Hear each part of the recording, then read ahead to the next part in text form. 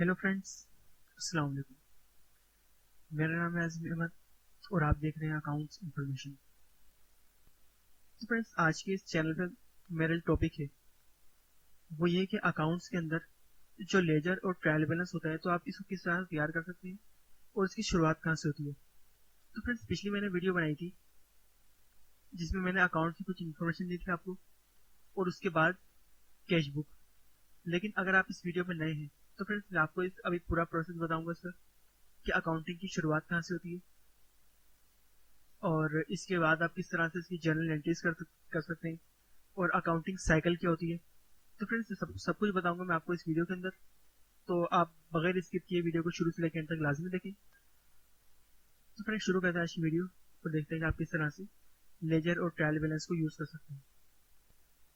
तो फ्रेंड्स, पिछली वीडियो में मैंने आपको बताया था कि अकाउंटिंग की जो शुरुआत होती है वो सबसे पहले लेजर से होती है, यानी कि आपके पास कुछ सपोर्टिंग डॉक्यूमेंट्स होने चाहिए और साथ में एक वाउचर जिससे आप एंट्री करें अपनी कैश बुक के अंदर।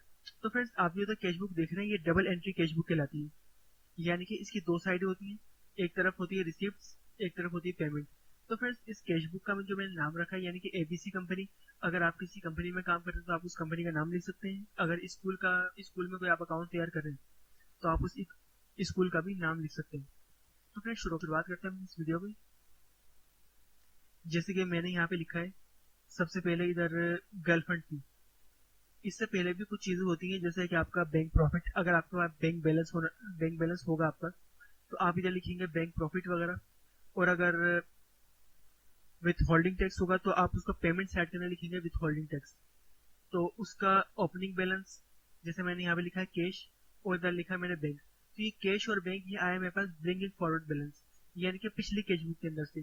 तो अकाउंटिंग का जो पीरियड होता है वो होता है जुलाई टू जून, यानी कि मेरा जो ये अकाउंट पीरियड चल रहा है वो जुलाई 2019 टू जून 2020।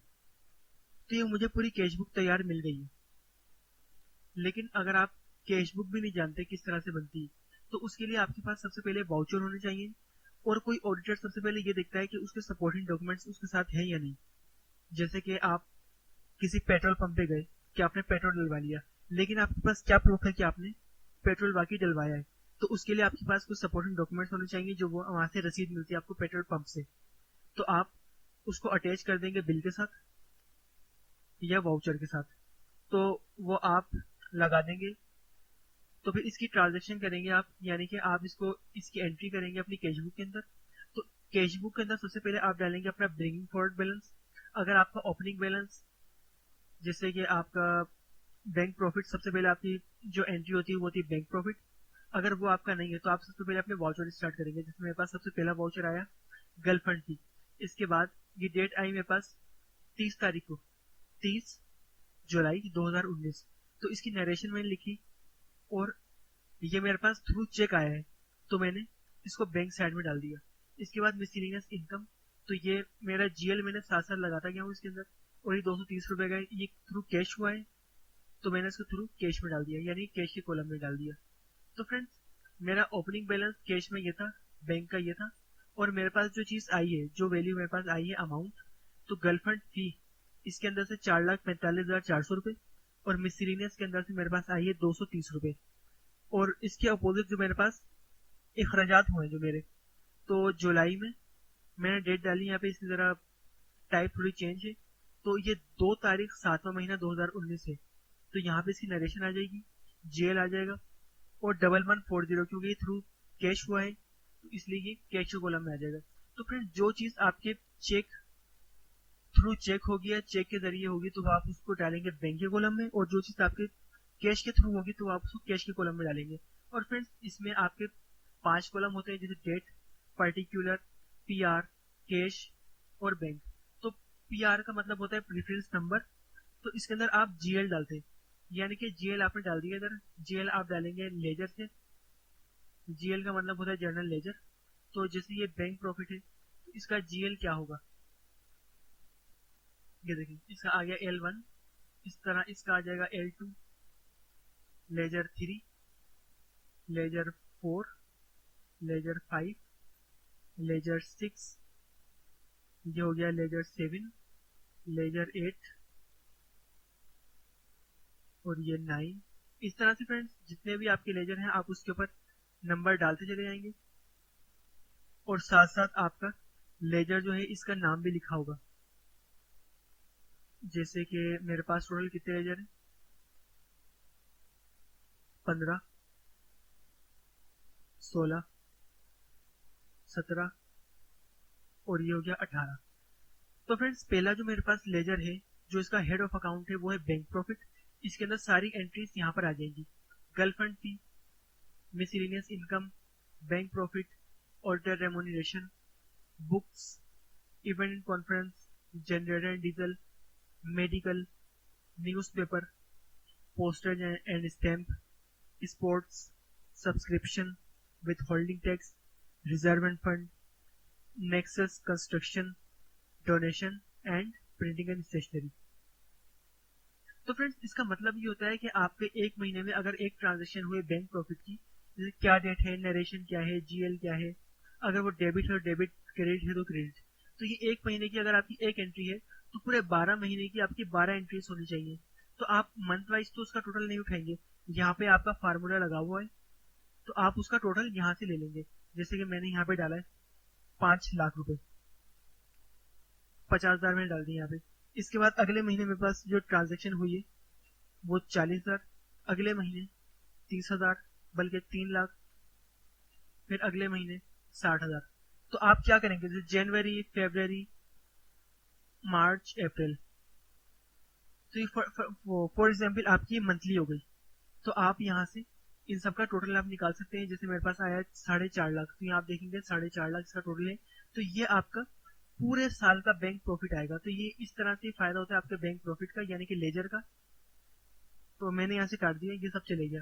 फार्मूला किस तरह से लगाते हैं ये भी मैं आपको बताता हूँ कि आप क्या करेंगे कि यहाँ से सबसे पहले इसको यहाँ से डिलीट कर देंगे।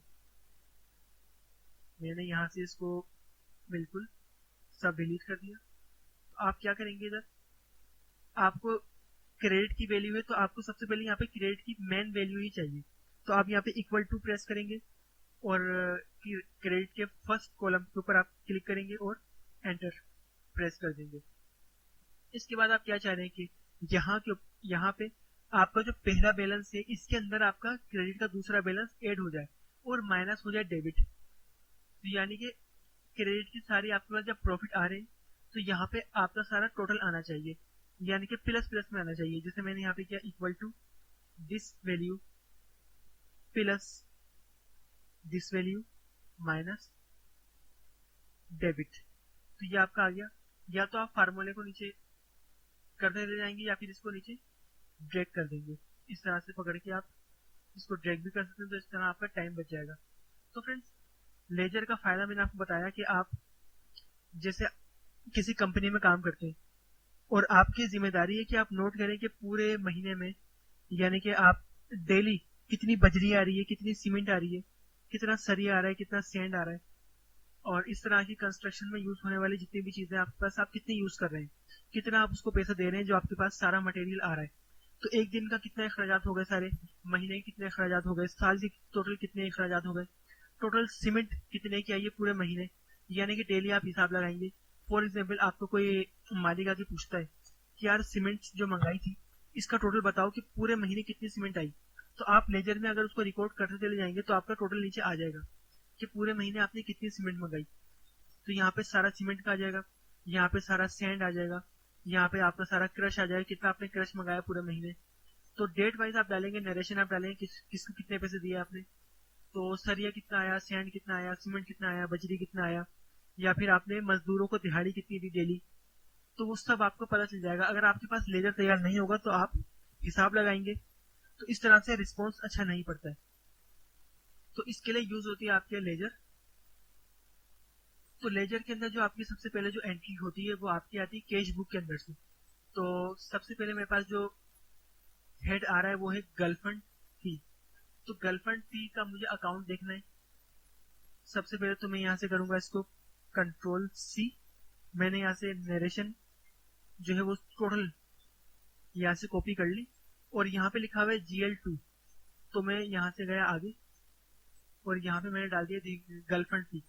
तो मैंने सबसे पहले इधर डाल दिया कंट्रोल सी और पेस्ट। अब देखें कि ये मेरे पास, मैंने इसको कर दिया तो मैं इसको यहाँ पे येलो कर दूंगा कि मुझे पता चल जाएगा कि मैंने कौन कौन सी पोस्टिंग कर दी है इसके अंदर। अब आप देखेंगे कि ये मेरे पास इनकम साइड है, यानी कि आपके आपके पास ये आ रही है कि ये रिसिप्ट है, तो ये आपका क्रेडिट कहलाएगा। जो चीज आपके पास आ रही है वो क्रेडिट, और जो चीज आपके पास से जा रही है वो डेबिट। या तो आप लिखेंगे रिसिप्ट या फिर आप लिखेंगे पेमेंट। तो मेरे पास अभी रिसीव हुई है, तो मैं यहाँ पे लिखूंगा क्रेडिट के अंदर, क्योंकि मेरे पास ये चीज आई है।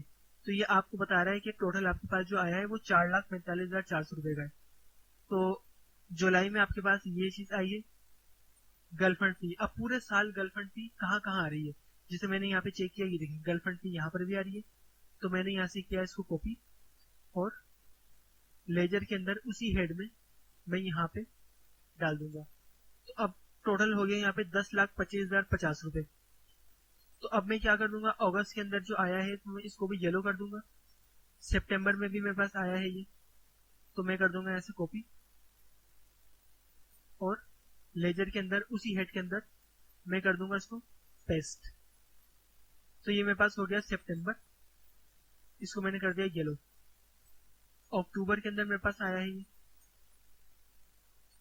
कॉपी मैंने कर दिया इसको यहाँ से, लेजर और पेस्ट। अक्टूबर को मैंने यहाँ से कर दिया कलरफुल, और यहाँ से भी गर्लफ्रेंड थी, आप करेंगे कॉपी, लेजर में आप गए और यहाँ से आपने इसको कॉपी कर दिया। नवंबर को आप कर देंगे येलो। इस तरह से आपके पास जितने भी ये सब होती चली जाएंगी, आप महीने में जितने भी आपके पास गर्लफ्रेंड फी आ रही है तो इन सबको आप डालेंगे और आप कॉपी करते चले जाएंगे। तो इसका फायदा ये है कि आपकी कोई भी अमाउंट जो है वो डबल नहीं जाएगी, सिंगल ही जाएगी। तो ये आप इसको इस तरह से कॉपी करते चले जाएंगे, जैसे आपने यहाँ से किया कॉपी, इसी हेड के अंदर आपने इसको पेस्ट कर दिया। और अभी हुआ है आपका फेब्रवरी, फेब्रवरी आपने कर दिया। मार्च के अंदर कोई नहीं है, अप्रैल के अंदर नहीं है, मई के अंदर 2 एंट्रीज है। तो ये आपने एक कॉपी करी यहाँ से कॉपी, और यहाँ से आपने इसको कर दिया पेस्ट। तो इसको आप येलो कर देंगे, इसको आपने कॉपी किया और यहाँ से इसको पेस्ट कर दिया, इसको भी आपने कलर कर दिया। इस तरह से आप जून में देखेंगे तो जून में कुछ नहीं है, सिर्फ बैंक प्रॉफिट है। तो आप क्या करेंगे कि आपने चेक किया कि आपके पास से सारी गर्लफ्रेंड फीस जो है वो उसके अंदर चली गई है, कोई रही नहीं है बाकी। तो ये देखेंगे इस तरह से, ये आपके पास से सारे आ जाएंगे। तो इस तरह से आप टोटल जो आपके पास मिसलेनियस इनकम आ रही है वो आप डालेंगे।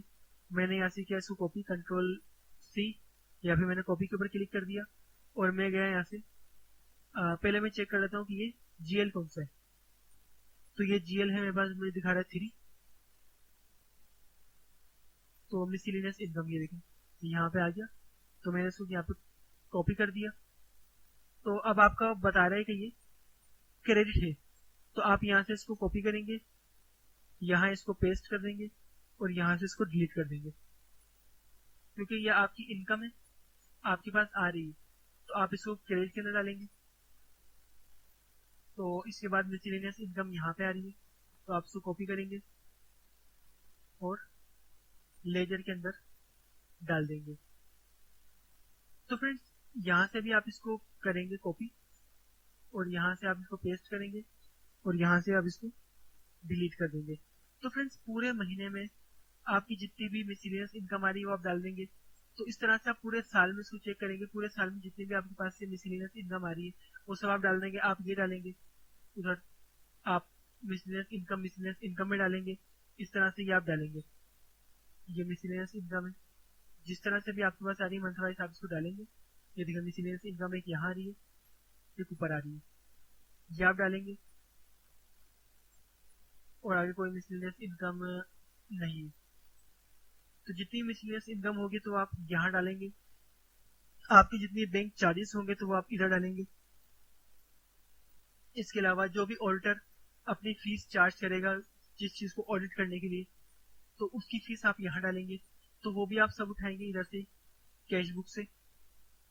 इसके अलावा बुक्स अगर आपने खरीदी है या बेची है तो वो आप डेबिट हो या क्रेडिट हो आप उसके अंदर डाल देंगे।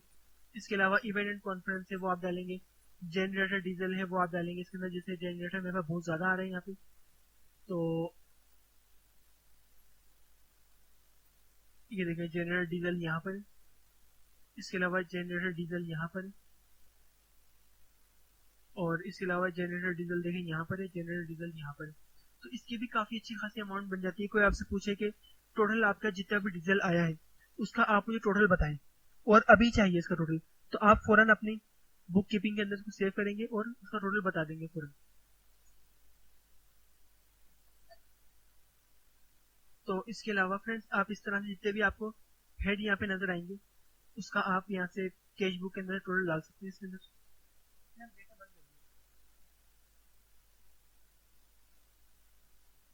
और मेडिकल है, स्पोर्ट्स है, न्यूज़पेपर है, इन सब के हेड देखिए यहाँ पर है।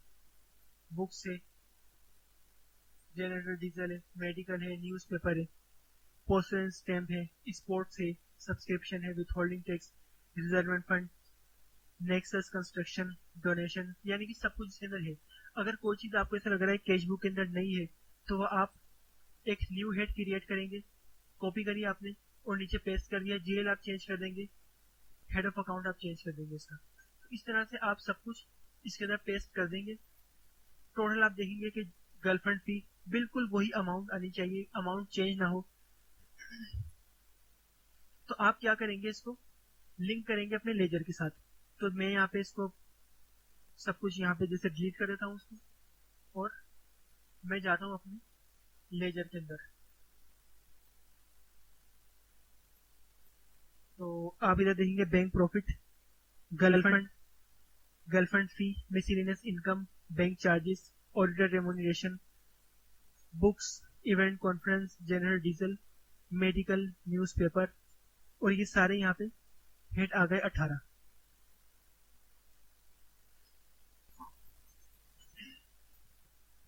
तो फ्रेंड्स अगर आपका अकाउंट जो है वो आप बिल्कुल अभी अभी आपने तैयार किया है, कोई बैंक की कोई ना कोई ट्रांजेक्शन है ना आपको कोई बैलेंस है, तो आप ओपनिंग बैलेंस कुछ नहीं डालेंगे।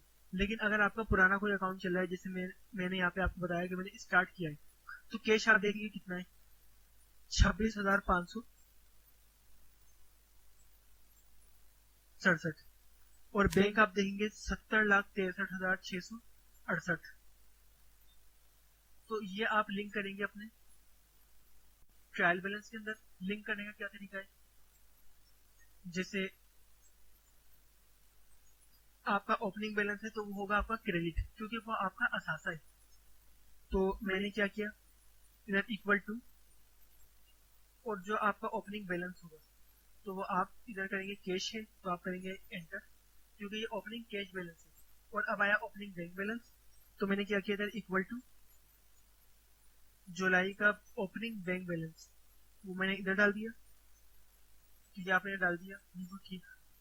और इसके अलावा बैंक प्रॉफिट,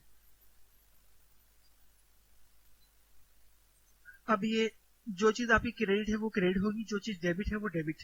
जैसे कि अब बाकी सारी चीजें आपकी लेजर से होंगी, बस ओपनिंग बैलेंस और क्लोजिंग बैलेंस अब आपकी कैश बुक काम आएगी, और जितने भी आप हेड को इसके अंदर लिंक करेंगे वो सब आपकी होंगी लेजर से।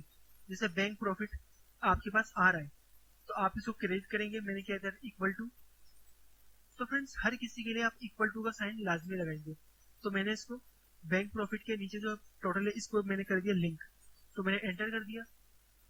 इसके अलावा मैंने यहाँ पे क्या किया, गर्लफ्रेंड फी, गर्लफ्रेंड फी भी आपके पास आ रही है तो आप उसको भी इधर लिंक कर देंगे, टोटल इसका ये कर दिया आपने।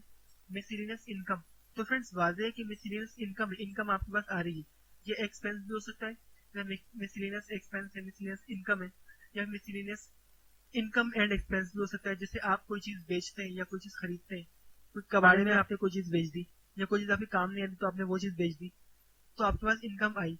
या कोई चीज आपके काम आने वाली चीज है लेकिन आपके पास है नहीं, तो आप बोल रहे हैं कि यार सस्ते में खरीद ले, तो आप उसको खरीदेंगे कबाड़े से, या फिर कहीं भी कुछ सस्ती चीज आपको मिलेगी तो आप उसको ले लेंगे, लेकिन कोई इस चीज का कोई हेड नहीं होगा तो आप डालेंगे उसको मिसलिनियस के अंदर। तो आप पैसे दे रहे हैं, चीज आपके पास आ रही है तो वो आपका एक्सपेंस कहलाएगा। तो मिसलिनियस मेरे पास इनकम है, तो मैं यहाँ पे करूंगा मिसलिनियस इनकम को लिंक। तो ये मेरा टोटल है, यहाँ पे मैंने इसको इससे लिंक कर दिया। और इसके बाद बैंक चार्जेस, अब आप बैंक चार्जेस अदा करते हैं तो मैं करूंगा द डेबिट और इक्वल टू। तो बैंक चार्जेस आपका सिर्फ 35 रुपए, और ऑडिटर रेम्यूनरेशन ये भी आप अदा करते हैं, देते हैं आप। तो ये देखें यहाँ पे ये आ गया। तो फ्रेंड्स आपका वाजे आप लेजर के अंदर देखकर भी समझ सकते हैं कि जो चीज आपकी क्रेडिट साइड के अंदर आ रही है वो आपकी इनकम है, जैसे ये क्रेडिट है तो ये आपकी इनकम है, और ये चीज आपकी डेबिट हो रही है यानी कि आपके पास जा रही है, ये चीज आपके पास जा रही है क्योंकि डेबिट हो रही है, तो ये आप डालेंगे डेबिट साइड पे। तो ये आप डेबिट में डालेंगे। अभी आपने डाली है ऑडिटर रेम्यूनरेशन, अब आप डालेंगे बुक्स। तो मैंने इधर क्या कर दिया, इक्वल टू, और मैं करूंगा इधर बुक्स को लिंक, ये मैंने कर दिया इसमें यहाँ पे बुक्स को लिंक। इसके बाद इवेंट एंड कॉन्फ्रेंस, तो इवेंट एंड कॉन्फ्रेंस देखता हूँ मेरे पास हैगा, लेकिन इसका कोई अखराजात नहीं है। इसके अलावा जनरेटर डीजल, तो अब आप देखिए कि पूरे साल का जनरेटर डीजल कितना आ रहा है, 1,73,926 रुपए, वो आप इधर कर देंगे। इसके अलावा अब आपके मेडिकल के टोटल एक्सपेंस कितने आ रहे हैं, तो मेडिकल आप इसको कर देंगे इधर एंटर। इसके अलावा न्यूज़पेपर, तो न्यूज़पेपर के ऊपर आप इक्वल टू करेंगे और इसके हेड के ऊपर जाके इसका टोटल के ऊपर आप एंटर प्रेस कर देंगे। इसके अलावा पोस्टेज एंड स्टैंप, तो पोस्टेज एंड स्टैंप कुछ नहीं है। इसके अलावा आपका आया स्पोर्ट्स, स्पोर्ट्स भी आपका 4,500 रुपए। तो फ्रेंड्स आप देख रहे होंगे कि नीचे इसका सारा टोटल मैंने लिया है डेबिट का।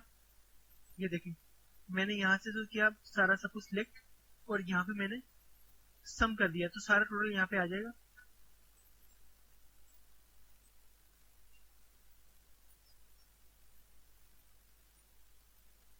और फ्रेंड्स इसके अलावा जो भी आपका क्रेडिट जो कुछ भी होगा वो सब आपका इस लाइन में आ जाएगा।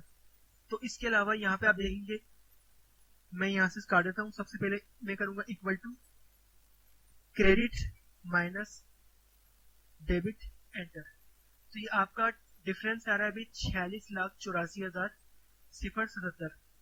तो अभी आप देखेंगे कि आपके और कोई हेड बाकी बचे या नहीं। तो अभी आपका बचा है सब्सक्रिप्शन, तो आप इसके ऊपर इक्वल टू करेंगे, और यहाँ पे कोई इसका एक्सपेंस नहीं है तो आप इसको खाली लिंक कर देंगे। और विथ होल्डिंग टैक्स पूरे साल में आपका विथ होल्ड हुआ है 1,96,000 रुपए, तो ये आप एंटर करेंगे। रिजर्व एंड फंड, तो रिजर्व एंड फंड आपका कितना है, कुछ नहीं है, तो आप इसको लिंक करेंगे। और बाकी सिर्फ आपका आ रहा है प्रिंटिंग एंड स्टेशनरी, तो प्रिंटिंग एंड स्टेशनरी ये आप देंगे यहाँ पर, और इसको लिंक कर देंगे इससे प्रिंटिंग एंड स्टेशनरी। अब आप देख रहे हैं यहाँ पे 44,64,799।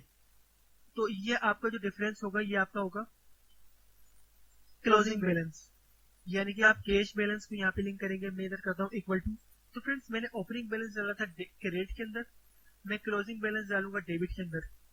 तो मैंने क्या इधर इक्वल टू, तो आप इधर करेंगे कैश के ऊपर क्लिक, और बाकी बचा आपका बैंक, तो आप करेंगे इधर इक्वल टू और जून का क्लोजिंग बैलेंस आप ये करेंगे, ये आ गया इधर। अब आपका बता रहा है कि 7,90,235 अभी आपका डिफरेंस है, यानी कि कोई मिस्टेक हुई है इसके अंदर।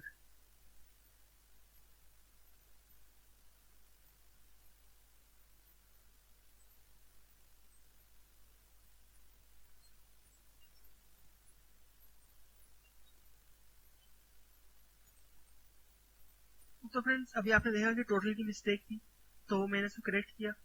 इसके बाद यहाँ पे इसका मेरा ट्रायल बैलेंस जो है वो टेली हो गया बिल्कुल। या फिर फ्रेंड्स अगर आप डेबिट और क्रेडिट को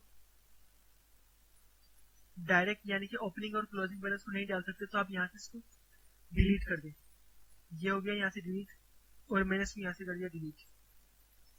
अब आपके पास जो डिफरेंस आ रहा है 44,64,799, तो अब आप क्या करेंगे, ओपनिंग बैलेंस आपने उठाया यहाँ से, कितना आ रहा है टोटल, 70,90,235, 70,90,235। तो आपने किया यहाँ पे 70,90,235।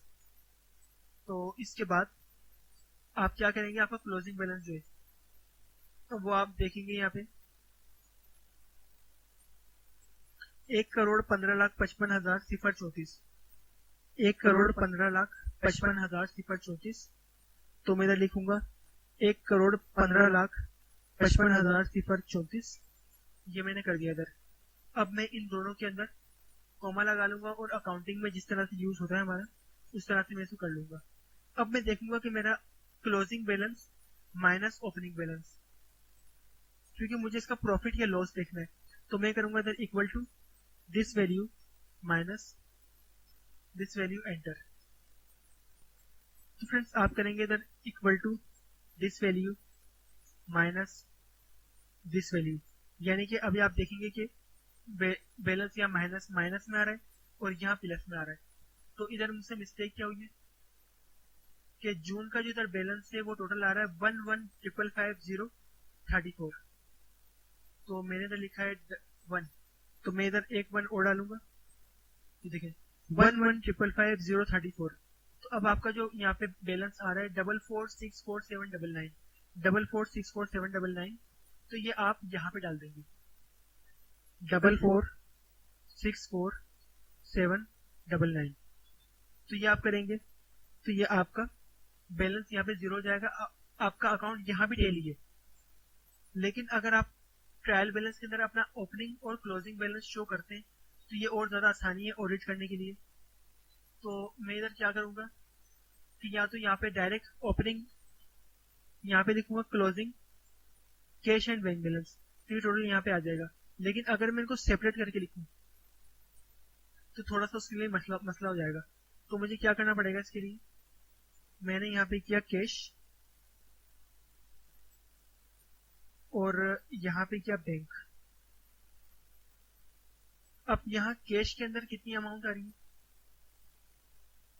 जुलाई के अंदर 26,500, 26,567, 26,567। और बैंक के कॉलम को मैं कर लेता हूँ यहाँ पे लिंक, मैंने बैंक को यहाँ पे लिंक कर लिया और इन दोनों को मैंने अकाउंटिंग की शक्ल दे दी।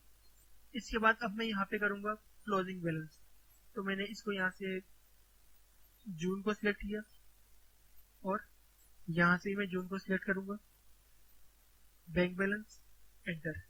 अब इन दोनों को भी मैंने कोमा लगा के 2 जीरो यहाँ से उड़ा दिए। अब मुझे क्या करना है कि equal to closing balance minus opening balance और यहाँ पे closing balance minus opening balance. तो अब आप यहाँ पे डालेंगे कैश 7638 और यहाँ आप डालेंगे 44,57,161, ये देखिए 44,57,161 और 7638, तो ये आपने डाला तो ये भी आपका टैली हो गया। इस तरह से भी आप कर सकते हैं, लेकिन जो आसानी और सिंपल जो तरीका है तो वो ये है कि आप ओपनिंग और क्लोजिंग बैलेंस लाजमी डालें। तो ओपनिंग बैलेंस को मैं दोबारा से आपको लिंक करने का तरीका बताता हूँ कि आप सबसे पहले इक्वल टू लाजमी डालेंगे, तो मैंने किया इक्वल टू और कैश बैलेंस और इसके अलावा बैंक बैलेंस आप यहाँ पे कर देंगे इसको। इसके अलावा आप क्लोजिंग कैश बैलेंस तो वह आप जून से लेंगे और क्लोजिंग बैंक बैलेंस वो भी आप जून से लेंगे, क्योंकि अकाउंट आपका जून में क्लोज हो रहा है। तो मैंने यहाँ पे ओपनिंग बैलेंस नहीं लिया,